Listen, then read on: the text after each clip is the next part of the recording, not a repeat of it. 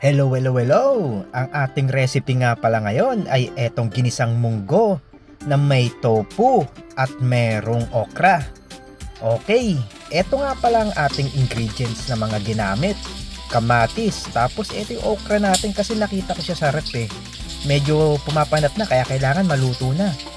Ayan, sibuyas, bawang, at saka paminta. Ayun, patis, yan ang ating ingredient. Ito yung ating tofu. Pinipirito ko na siya.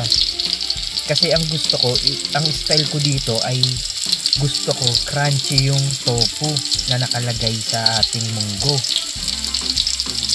Kaya ako siya pinipirito. Habang nakasalang ang ating tofu, eto, nagpapakulo na rin tayo ng munggo. Ayan, pinapakulo na rin natin para sabay-sabay sila habang nagpapakulo tayo ng munggo. Ito yung ating malunggay na kinuha sa kapitbahay. Ayan o. Ayan naman, para mabilisan tayo. Habang nakasalang ang iba, pine-prepare na. Ayan, ito na yung tofu na napirito natin. Gagawin natin cubes yung pagkaka-slice niyan. Tapos ito na ating mga kamatis, sibuyas, bawang. Naiwanan natin. So, ayan siya. Eto, nagawa na nating cubes yung mga tofu. Yan. Ayan siya. Ngayon mag-start na tayong maggisa. Ayan, gisa na natin yung ating sibuyas. Yan. Tapos yung ating bawang naman. Yan. Tapos syempre yung ating kamatis. Baka nga pala magtaka kayo bakit ito ginagamit ko Kasi kaya spatula ginagamit ko dito para hindi magasgas yung ating kawali. Nakakasira kasi kapag matigas na bagay nakakasgas niya yung ating pan. So naglagay ako ng patis. Ayan. Habang nagigisa tayo para masarap, pampalasa. Tapos lagay na natin yung yung ating pinakuluan na munggo. Ayan na siya lambot na siya durug-durug na.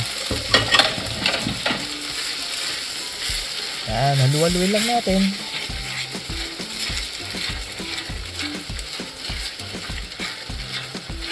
Tapos dagdagan lang natin ng tubig kasi medyo nasisip-sip niya na nawawala na yung tubig.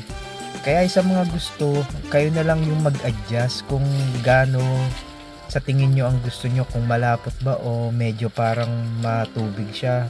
Nasa pagtitimpla nyo na lang din yan sa style ninyo. So eto, nilagay ko na yung ating okra. Yan. Tapos takpan lang natin at pakuluin. Ayan, pakuluin lang natin ng saglit para maluto na din yung ating okra na kalalagay lang. So ngayon kumukulo na siya. Ito, maglagay naman tayo ng chicken cubes. Yan, para masarap, pampalasa. Yan, halu-haluin lang natin. Yung chicken cubes naman natin, matutunaw naman yan dyan. Yan. Ngayon, ilagay na natin yung ating malunggay. Healthy tayo ng ito. Malunggay. Yan, halu-haluin lang. Diba, napakasimple lang. Yan, dagdag lang tayo paminta. Mga spices. Yan.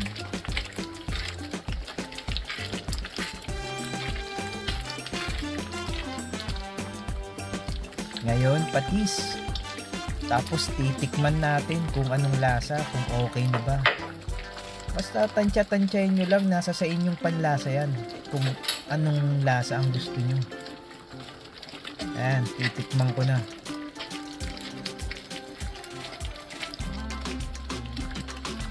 Yun. Masarap, syempre. Healthy yan eh. Ngayon, kaya natin ihuhuli ngayon itong tofu. Ayan, ilalagay na natin. Kaya natin hinuli para crunchy siya. Kasi luto na tong ating munggo ngayon. Luto na siya niyan. Yan, haluin lang natin. Luto na siya niyan. Yung tofu natin, luto na rin dahil pinirito na natin yan. Ngayon, tatakpan ko na siya ngayon. Yan, habang tinakpan ko, papatayin ko na rin yung kanyang apoy. Kasi goods na yan, luto na yan. Luto na yung ating tofu at ayokong maluto pa siya ng sobra dahil para crunchy siya. Ito ang ating specialty ngayon. Munggo. Ginisang munggo with okra at tofu. Okay, maraming salamat.